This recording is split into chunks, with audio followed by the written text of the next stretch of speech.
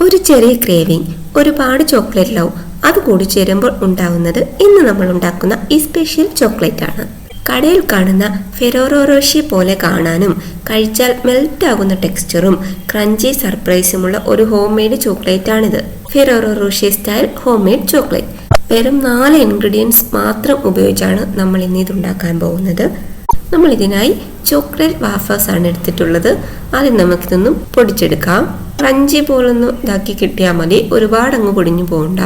ചോക്ലേറ്റിന്റെ വാഫേഴ്സ് തന്നെ എടുക്കാൻ പ്രത്യേകം ശ്രദ്ധിക്കണം. ചോക്ലേറ്റിന്റെയോ അല്ലെങ്കിൽ പ്ലെയിൻ ആയാലും കുഴപ്പമില്ല. നമ്മുടെ വാഫേഴ്സ് ഒക്കെ ഒന്ന് പൊടിച്ചെടുത്തിട്ടുണ്ട്. നമുക്ക് ന്യൂട്ടെല്ല ചേർത്ത് കൊടുത്ത് ഒരു മിക്സ്ചർ റെഡിയാക്കാം. നന്നായിട്ട് മിക്സ് ചെയ്തെടുത്തിട്ടുണ്ട്. നമ്മുടെ മിക്സ്ചർ റെഡി ആയിട്ടുണ്ട്. ഇനി നമുക്കിതിന് കുറച്ചെടുത്ത് ചെറിയ ബോൾസായി ഷേപ്പ് ചെയ്തെടുക്കാം.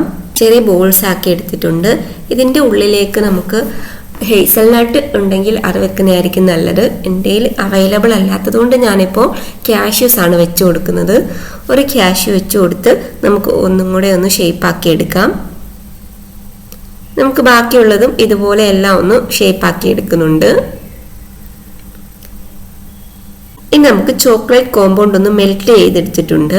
നമുക്കിതിലേക്ക് ഒരു ക്രഞ്ചി ഫീൽ കിട്ടാൻ വേണ്ടിയിട്ട് കുറച്ച് ക്യാഷ്യൂസ് ഒന്ന് ക്രഷ് ചെയ്ത് ഇതിലേക്ക് ചേർത്ത് കൊടുക്കാം.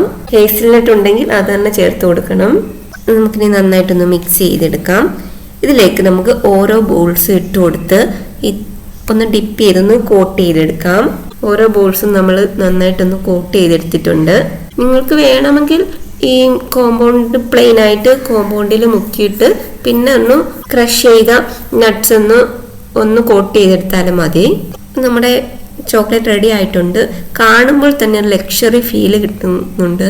വീഡിയോ ഇഷ്ടമായെങ്കിൽ ലൈക്ക് ചെയ്യാനും ഷെയർ ചെയ്യാനും സബ്സ്ക്രൈബ് ചെയ്യാനും മറക്കല്ലേ.